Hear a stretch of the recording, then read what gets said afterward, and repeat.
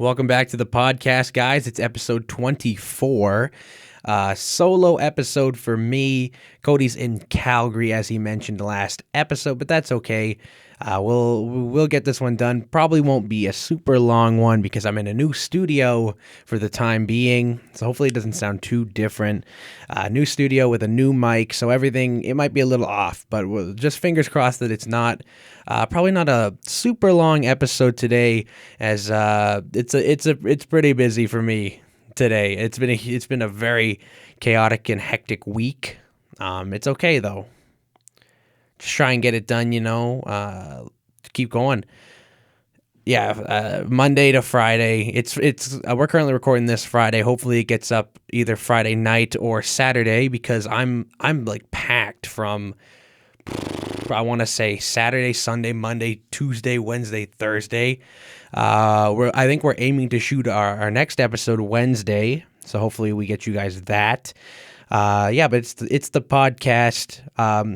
Second episode of the week. Yes, it's our first time doing 2 episodes in 1 week, so it's nice. Finally, we get to start. This is something I've wanted to do for a long time. Obviously, I wanted to start it last week, but life happens. Hopefully, we can get 2 next week. Fingers crossed. I guess we'll end up seeing. Episode 2 of the week. I think it's 24. Another solo episode for me.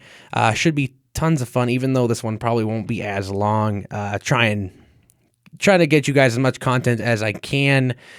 So even if this one's not a long one, still content's content. I hope you enjoy it. I think I'm putting myself in a really solid position, I think, radio wise, because I'm trying to broadcast as much as I can. Like, I'm doing on-air stuff, I'm doing the podcast. Obviously I love the podcast. A whole lot of news to talk about. Obviously the trade deadline happened. We didn't even talk about the Evgeny Dadonov news on Tuesday. It somehow just slipped our mind. Like, I feel like the story was so big that when we went to do it, we just forgot about it, which I guess that happens sometimes. But I think it's definitely what we lead off with here.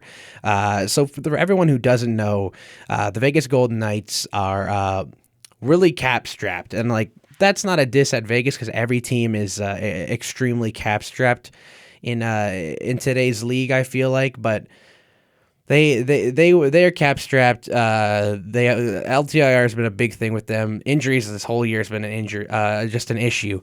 I know Mucky's probably happy I'm talking about Vegas to lead off the show. He was telling me at the gym yesterday, he's like, I can't believe you didn't talk about that last episode. It's the biggest news. And in my mind, I was like, yeah, I can't believe we didn't talk about that either. Like, how did we miss that? But for people who don't know, Vegas extremely cap-strapped. Right now, I think they have Mark Stone, Alec Martinez, Max Pacioretty just got hurt. Brett Howden just got hurt. Robin Lehner's hurt. Everyone's hurt. A lot of those players are on LTIR, and they have no money to spend, no wiggle room. So that's why it made sense for them at the deadline to try and trade Evgeny Dadonov. Or Dadonov. It's not Dadonov because I think people used to pronounce it Dadonov, and then I think I said Dadonov last episode, and I get a text. Second mention of Mucky this episode, but he texted me. He's like, "Eve, it's Dadonov. It's not Dadonov." So, it's Dadonov. He makes, I think it's $4.4 million. I can search that up right now for this season and next. I think he signed that in Ottawa last year. Evgeny. He signed that in Ottawa last year, and they ended up trading him this offseason. And I think it was a pick, and Nick Holden got sent to Ottawa in exchange for Dadonov. And he's a decent player. It's just it's too much money, and it never made sense for Vegas to take that contract on to me. Dadonov's got 30 points. Or Dadonov, sorry, he's got 30 points in 63 games this year. He actually scored last night in Vegas's big win because he got put back on Vegas, which we'll get to. So his contract right now, he makes $4.1 million. He makes $5 million. It's $5 million. It was a 3-year deal with Ottawa. They traded him after the first year, and for those who don't know, he has a modified no-trade clause. And in the past, if you were to trade a player and they waived their no move clause or no trade clause, it would usually just cancel out the clause. Like, it would no longer exist. But with the new CBA, they ended up making a rule where if you trade a guy who has a no trade clause or a modified no trade clause, etc., he keeps that to the next team he goes to. So, for example, Ottawa traded, they got Dadonov on a 3-year deal, $5 million per, with a modified no trade clause. So that means he had a 10-team list that he didn't want to be traded to. On there were a bunch of Californian teams. The Anaheim Ducks are a big one because that's who Vegas tried to trade him to. So they were on that list, and he ended up, when he got traded to Vegas acquires him, and Ottawa doesn't tell Kelly McCrimmon and the Vegas Golden Knights about this no move clause. So Vegas doesn't know he has this clause. And if you think about it, I don't think you can really blame Ottawa for this. Obviously, I think courteously it should have been mentioned, but Vegas has to do their due diligence, and they have to make sure that contract's they know all the clauses on that deal. Like, it doesn't make any sense to me that they made that deal and didn't look into it. Like, that's all registered with the NHL registry. And there's also my favorite app, and a lot of people's favorite app, Cap Friendly. It tells you all of this. I don't know how Vegas didn't know. They have to be better, and it shows, because they didn't know he had a no move clause or a modified no move clause. And when he got traded, when they were like, we're going to trade you to Anaheim, well, he's like, Dadonov's like, no, you're not going to trade me to Anaheim because that's on my 10-team no move list. But Vegas didn't know that, so when they moved him to Anaheim, a big debacle happens. It's like, what do you do from here? I'm actually happy with the NHL on this one. Like, if you think about it, usually I feel like the NHL is a very poorly run league, and I still don't think this changes it, but I'm glad that they put him back on Vegas.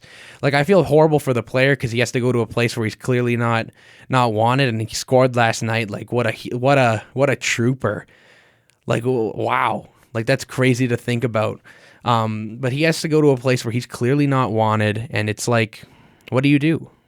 There's almost nothing you can do in that situation if you're Evgeny Dadonov, because you have to think that he thought that his no move clause, his no trade clause, whatever it was, he must have thought, him and his agent must have thought that Vegas knew about it, and obviously it's been a point of contention with Vegas, is that they run a very business-like style.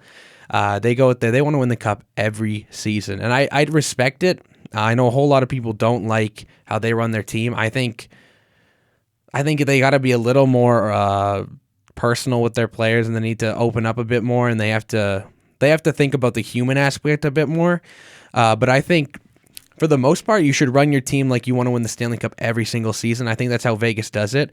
They clearly don't talk to their agents. It was reported when Marc-Andre Fleury got traded that Marc-Andre Fleury and his agent Alan Walsh found out through Twitter. They don't talk to players. They don't talk to agents. They don't care about any of that. That doesn't matter to them. And clearly they didn't talk to Evgeny Dadonov and his agent, because they would have told you, hey, we have a 10-team no move list. So they move him to Anaheim. I think it was John Moore, Ryan Kessler's contract. I think that was in. I think Vegas sent a 2nd-round pick along with Dadonov to Anaheim. It's a sticky situation, because that trade was officially voided and reversed, and the pick and Dadonov were sent back to Vegas along with the Kessler and Moore, and there might have been more, I don't remember, to that deal, back to Anaheim. And you got to think Vegas is now screwed cap-wise, because they can't afford to take their players off LTIR. And if you're Anaheim, I think Dadonov could have been a useful, helpful player for you, and now you don't have him, which kind of sucks, because, like, you when you're acquiring a guy like Evgeny Dodonov, I think you expect that he's going to come in and be a 40, 45, 50-point player for you, and now you don't have that, and you're missing that second-round pick. It sucks for Anaheim. I don't feel as bad for Vegas because this is their fault. Kelly McCrimmon has to be better, and the whole management there has to be better. I don't know how you don't know your players' contracts. Like, that's your job. You deal with stuff. You deal with that stuff every day, and it just doesn't make sense. And it sucks for Evgeny Dodonov that he has to return to Vegas with that in mind. Like, what can you do if you're him? Like, you have to go back and you have to play because a team's Vegas is gonna try and trade you again, and they might even buy him out because they can't afford to have a $5 million player when they have all these players that they want to get off LTIR. It just doesn't make a whole lot of sense for Vegas not to look into that. Like, I think you should always do your due diligence. I know I probably am not the guy to ask because I do my due diligence on NHL 22. I do it on video games. These dudes are doing it in real life, and it's like, I think you have to be better. If you're an NHL GM, I think you should at least hit the minimum. You should at least be better than average Joe. Like, I feel like an average person would check that stuff. Like, it doesn't make a whole lot of sense that Vegas didn't go out and do that, and now they have to look for a new trade partner because it's interesting because they can still trade Evgeny Dodonov and his contract. It's just whoever they get for him can't play for them, and Evgeny can't play for the team that acquires him. Like, it's interesting. The NHL trade deadline isn't actually a trade deadline. It's more of a roster freeze.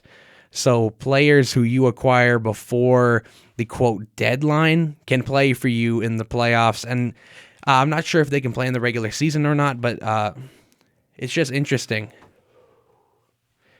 because Vegas can still move this contract, and they have to find a way, I guess, to move it. Like, they have to find someone who will take the $5 million for this year and next.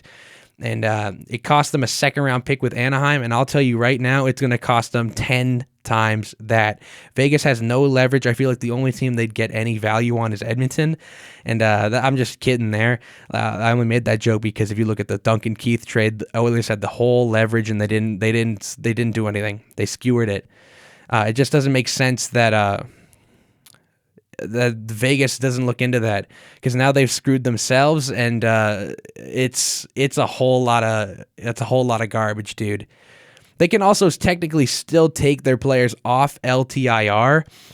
It just ends up affecting what kind of cap space they'd have next year. Like, they can take Stone and everyone off IR, but the amount of money they go over the cap, like, let's say they go $9 million over the cap. Well, you can technically do that.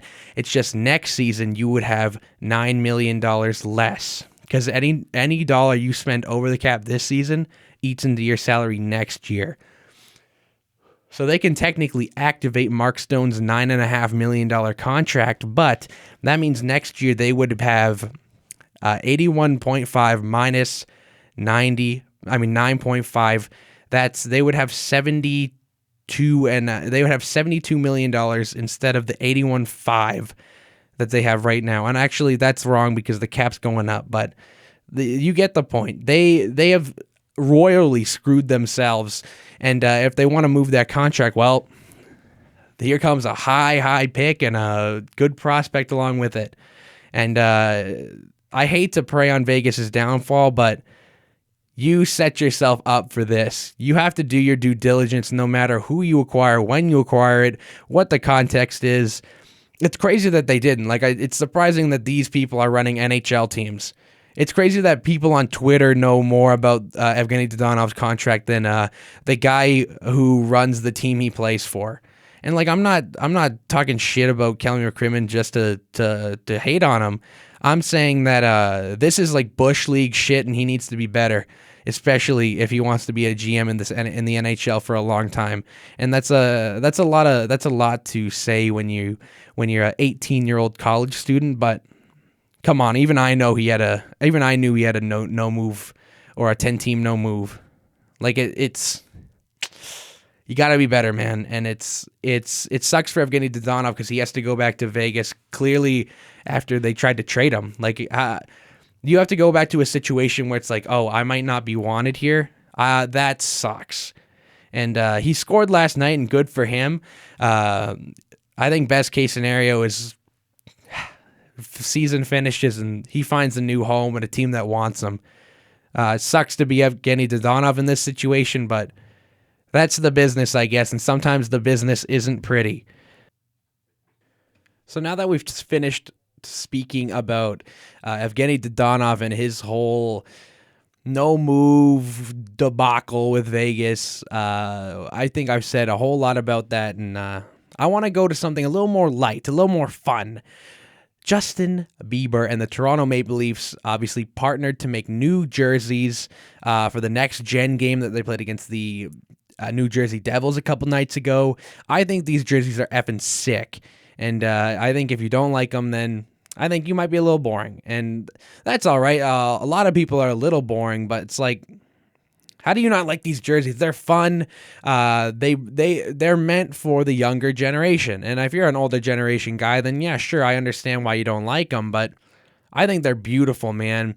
The black and blue looks fucking sick, and it looks great on ice. The Justin Bieber, the yellow and black jerseys are also nice. They didn't wear them on ice, but I know when they did the 3 stars, they came out to go to wear. They wore them. They showed them off, and I think the whole genius behind this is it's very interesting, and a whole lot of people don't realize what's the goal here. And I think the goal with everything the NHL does is to try and grow the game, right? That's my personal opinion, is that they want to grow the game, and they aren't doing a great job. And I feel like this is a step in the right direction. I feel like if you want to hit a younger generation, you have to take the league's biggest market and take one of the biggest pop stars in the entire world, Justin Bieber. And that's the whole point of next gen games, is to hit the next generation of hockey fans. That's how you grow the game. That's how you grow the sport. And it's something the NHL doesn't take advantage of enough. I think the Toronto Maple Leafs are a very forward-thinking team, from Kyle Dubas to Shanahan to everyone at MLSE. I think they're a very forward-thinking group of minds, and it makes sense that they're doing this. It also makes a lot of more sense why their TikTok is their helmet sponsor, and I a lot of people haven't talked about this because it doesn't matter. It's just a helmet sponsor. But that's how you grow the game. If you want to hit the younger generation, you take the pop stars, you take pop culture, and you make it your sport. That's what the NBA's done. That's what the NFL's done. And I think the NBA and NFL are miles ahead of where the NHL ever dreams to be. And I'm not saying that they can't get there one day. I'm saying that they can't get there under Gary Bettman and Bill Daly and the old white boys club that it is. I think you need to be a little more open. I think you need to grow the game. To grow the game, I think you need to stop being so non-inclusive, because I feel like a very small portion of people are hockey fans, and I feel like it's a very privileged bunch. And I'm not trying to diss the NHL, but I think until you can find a way to grow your game like the NBA's done, I don't think they'll ever succeed. And I think the Toronto Maple Leafs are kind of the leading force of change in the NHL. And I know it might sound a little biased because I'm a huge Leaf fan, but how can you not agree with me? TikTok is their helmet sponsor. It's not technically the biggest social media platform on earth, because that's Facebook. And I know when they first did that, that's an argument that me and Ryan had. I remember his big point was I said TikTok is the biggest social media thing on earth. And he said, well, no, that's actually Facebook. Facebook has the most users. And that's technically true that Facebook has the most users monthly. But I think the target demographic that Facebook has isn't the demographic that the NHL's going for. And I think TikTok has the youth and it's the younger generation, and the Leafs are big on TikTok. Helmet sponsors, next gen games, they're bringing in pop stars. Like if you look at the Raptors and how much they've embraced Drake as kind of their team. Drake is the Raptors. The Raptors are Drake. I think the Leafs are starting to do that with people like Justin Bieber. Obviously, I think Justin Bieber and Drake are on two different popularity levels. Like I think a long time ago, Justin Bieber was bigger, but like if you look at pop culture now, it's Drake. He's by far the leading force in Canada wise, like celebrity wise, in my opinion, especially music.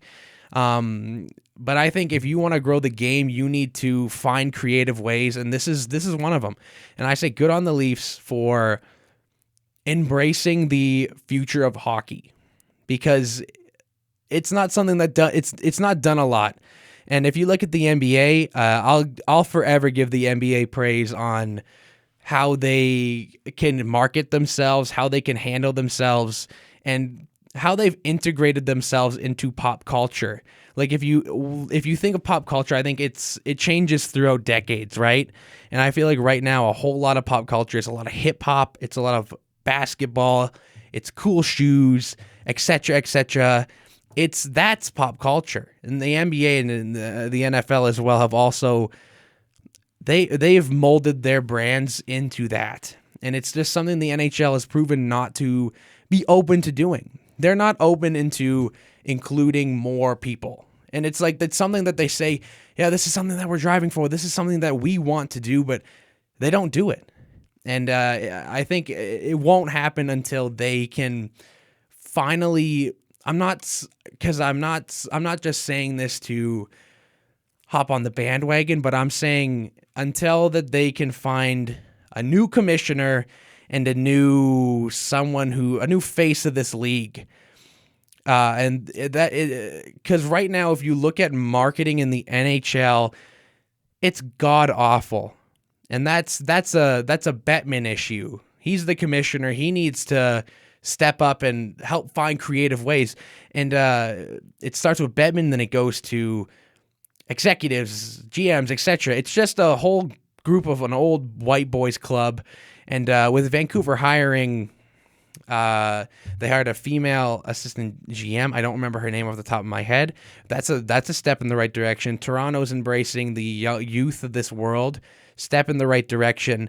Another big thing marketing-wise with the NHL is that they don't know how to market their superstars. They don't know how to protect their superstars.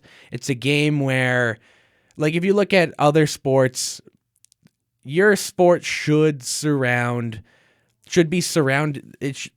based around your superstar. And it doesn't make sense that the NHL doesn't want to protect or market their biggest stars in the league.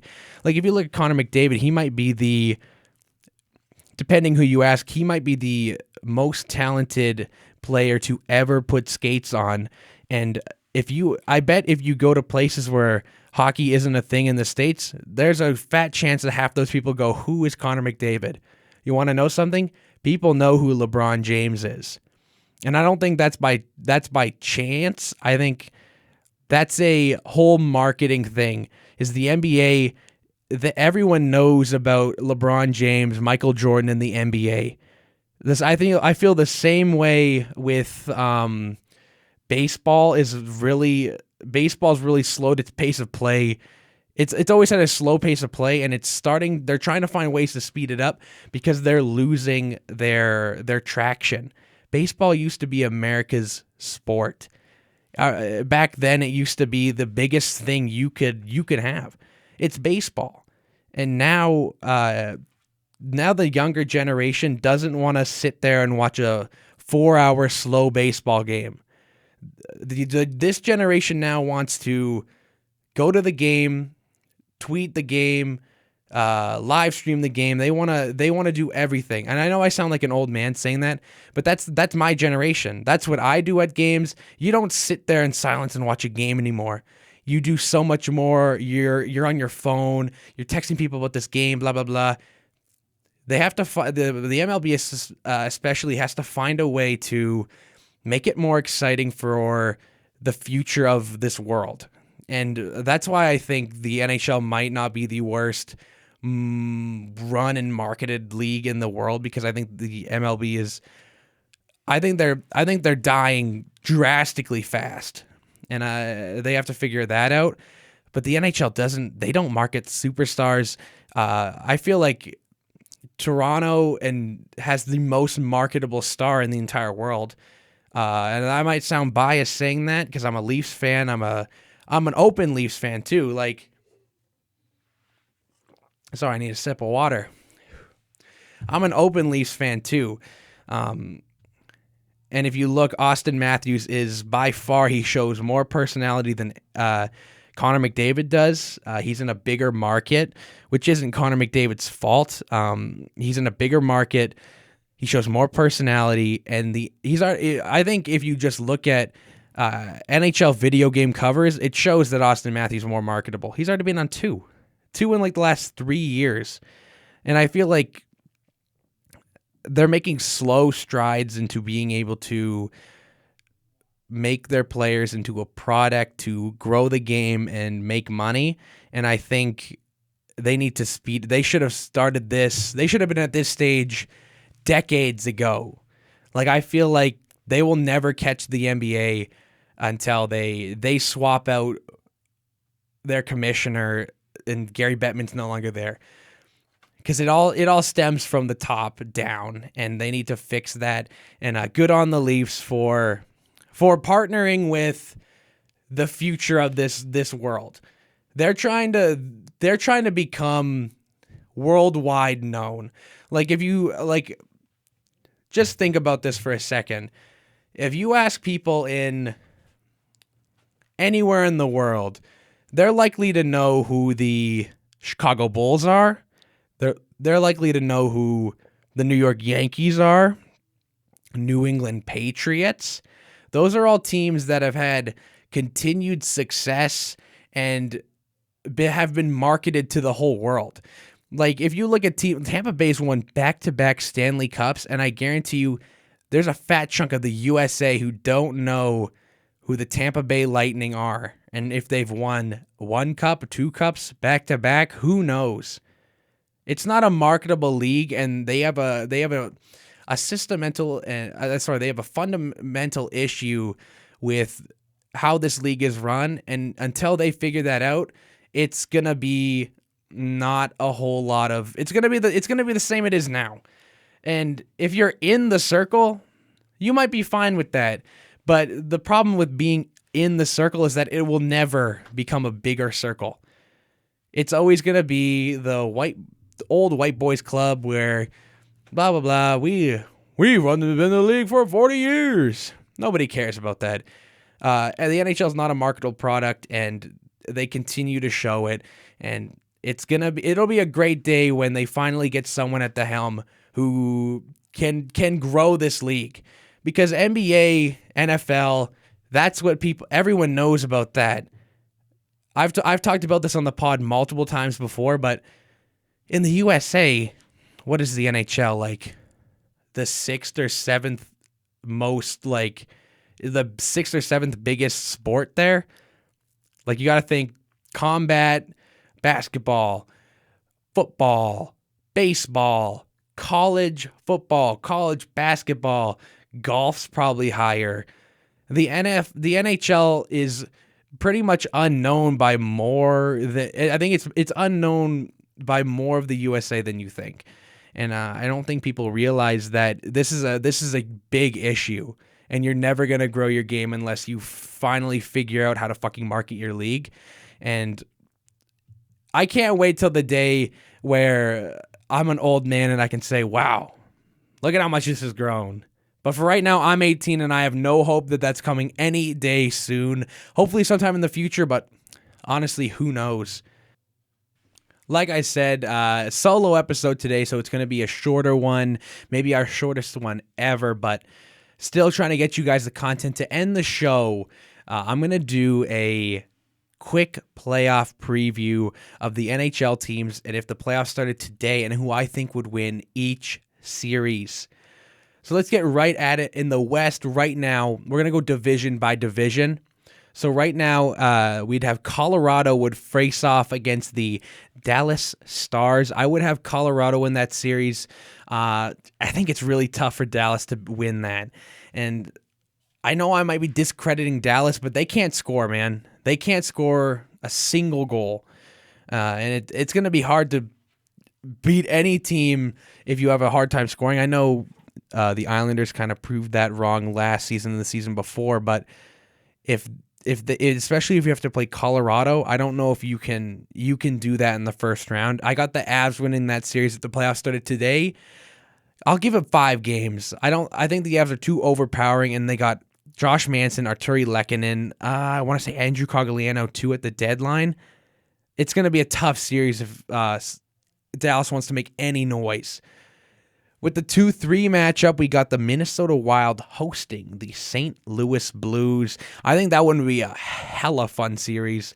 And honestly, there's a chance it happens, a chance it might not happen. Nashville's only 1 point behind the St. Louis Blues for that third place in the division.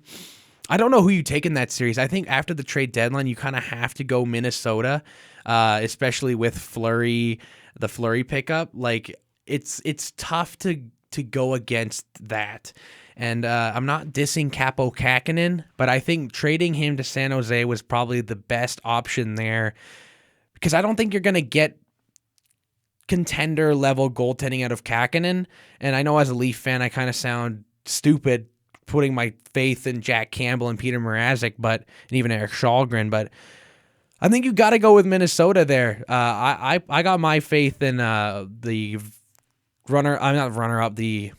last year's Vezina winner, Marc-Andre Fleury, and the Minnesota Wild. I think that would be a insanely tight and fun series. I would give Minnesota the edge in 7. So in the Pacific, we would have Calgary facing off against the Nashville Predators. Calgary all the way. I'm not trying to shit on Nashville, but another team who's not known for their scoring. I know Matt Duchene's had an insane year. We talked about him last episode. Dude's got like 34, 35 goals this season. It's insane. But I still don't trust their scoring. And I know Cody's not here right now. He's in Calgary going to a Flames game tonight. I think he's going Arizona, Calgary. So that should be a fun game to watch. His 2 favorite teams facing off. But Calgary has always struggled with being a powerhouse. They've always just been kind of a good to mediocre to kind of suck. And I think you fear that if Markstrom comes back down to earth at all, that they're not going to make the noise that you expect them to. And I'm not saying that they're bad. I think Calgary's a great team, especially a great team built for the playoffs, and they just got Yarncroke, Carpenter, Toffoli, you name it. They lost Brad Richardson on waivers, but that's not a huge loss. Brad Richardson, I'm not trying to diss, but not very good. I have Calgary in that series in 6. Just off the top of my head, I'm going Calgary in 6 because I think they play a playoff-style hockey, and Daryl Sutter really works his guys, and it shows, and it's paid off for them this year. In the last series in the West, we got the Edmonton Oilers facing off against the Los Angeles Kings. This one's interesting because I don't think you know what to expect from either team. Like, LA this year's come back as like kind of a young, fun, flying team, and Edmonton is a fast-paced, high-octane, can't stop a beach ball. That's Edmonton in a nutshell, and I think facing off against the LA Kings, I feel like, I don't know if they match up super well, but the Kings aren't really known for, how do I say, the back and forth hockey that the Oilers are. So I think this series really depends on who gets to play their game. If like it's obviously trade deadline just happened, half of these series won't even happen, if any of them. But if the playoffs started today, I think the winner of this series depends on which team allows the other team to play their game more effectively. Do the Kings get to slow it down, or the Oilers get to play their high-octane hockey?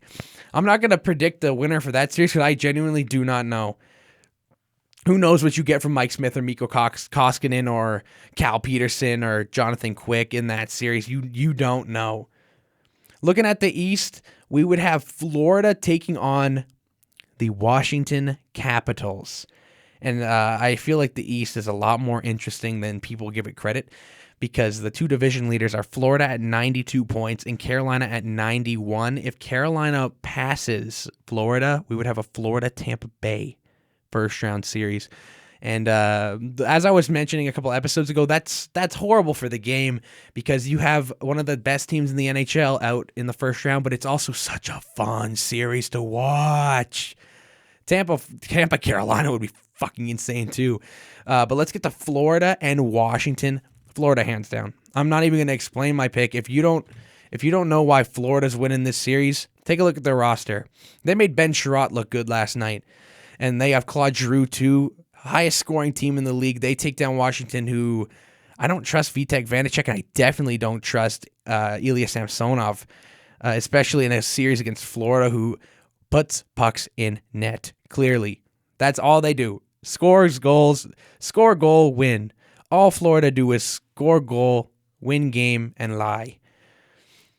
So next we would have the Toronto Maple Leafs playing the Boston Bruins.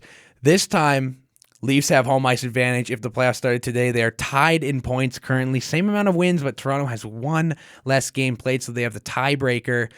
If the playoffs started today, Toronto would have home ice advantage, which I think is extremely important. Get 4 games in front of the crowds rocking.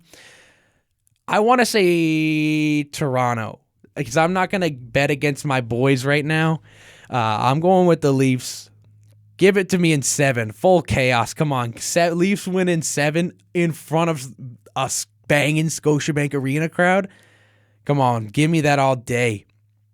Plus, I feel like people are underrating this team from them not having success in the past, and I think that's interesting. People also don't trust Toronto's goaltending, but you could say the same about Boston. Jake Swayman, he's been good this year. Don't get me wrong, that boy's been very good this season, but he's a rookie. You don't know what's coming, and Linus Ullmark has not lived up to his contract, and it's definitely doesn't look like he'll get it back anytime soon. I'm going Toronto in 7 because I'm not going to bet against my boys right now. Next series we have, as I mentioned, Carolina versus the back-to-back Stanley Cup champions, the Tampa Bay Lightning. Again, I'm not going to predict a winner for this series like I did with the Edmonton-LA series, but for a very different reason. It's because these two teams are, how do I say, fucking sick. How do you go against?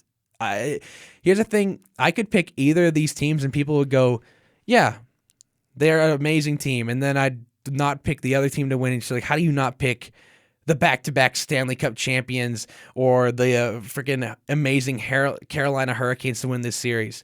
These are two amazing teams, and whoever loses in this series, it's disappointing that we don't get to watch them play more rounds of hockey. In our last and final series, it's the Pittsburgh Penguins versus the New York Rangers. I'm going to go, I think a lot of people would go New York here. I'm going with Sidney Crosby and the Pittsburgh Penguins just because I don't think New York's a very good team. I said this a long time ago, and their record sure proves me wrong, but I think the minute Igor Shesterkin falls off, and you've seen his last 5 games, he's been horrendous and has been not specifically horrendous, but he hasn't been playing to his level his last 5 games, and you've seen how they've responded. They've lost those games. The minute Igor Shesterkin falls, the New York Rangers fall. And I think I'm going to bring it back to the Leafs for a second. You watch their goaltending falter and them absolutely burn and crash, but that team, they continue to find ways to win games. And obviously they're not winning all the games because they can't get a save. And I think the moment New York stops getting a save, they don't have the talent, or they might have the drive, but they definitely don't have the talent to continue to win hockey games. And I'm not betting against Sidney Crosby in that series. I'm going Penguins in 6. I'm not going to go through the full bracket-wise who wins the cup, but right now, if I had to make a Stanley Cup pick from the East and West, I'm going with the Colorado Avalanche and the Carolina Hurricanes. I think that would be an insane series. Obviously, I want to see the Leafs win it, But sometimes you can't always get what you want. But I think those are two insane teams, and it would be a treat to watch them play in the Stanley Cup final. And I think after giving you my predictions, if the playoffs started today, I think that's the best way to wrap this mini short episode of the Misyk and Maat Sports Talk podcast. Yes, I know this is not as long as you guys have come accustomed to, but I'm a busy guy. I'm doing a solo episode, and I love to produce content for you guys. So anytime I can even release a minute of content, I will always jump on that opportunity. So I hope you guys enjoyed listening. Follow us on Instagram, Misyk and Maat Sports Talk, and on TikTok, Misyk and Maat Sports Talk. You can also follow Cody on Instagram, me on Instagram. It's all in our Misyk and Maat Sports Talk bio. You can also check out our website. It's on my Twitter and my Instagram, ETHANMAAT. Hit like, subscribe, follow us on SoundCloud, listen to us on Apple Podcasts. We'll be coming out with more episodes next week. We're going to have some special guests. If Cody's here or not, we're going to have those guests on. We were supposed to have one of my good friends, Logan McNeil, on. If you don't know who that is, you don't listen to our radio station, because he's one of my radio partners and one of my best friends, and it would have been a blast, but he's not feeling well today, so we'll try and get him on sometime next week. That'll be a blast when that happens, and I know you guys are going to love him because he's just as high energy as me, and I love that guy, so I know you guys would too. Hope you enjoyed episode 24, and episode 25 and 26 will be coming out next week, assuming that I'm not super busy. Obviously, I mentioned earlier, I'm working almost every day, which is horrible. I don't want to work all that time. I'd rather come here and produce content for you guys, but sometimes you have to roll with the punches, and we're going to try and get this content out for you as much as we can. Thanks for listening, guys.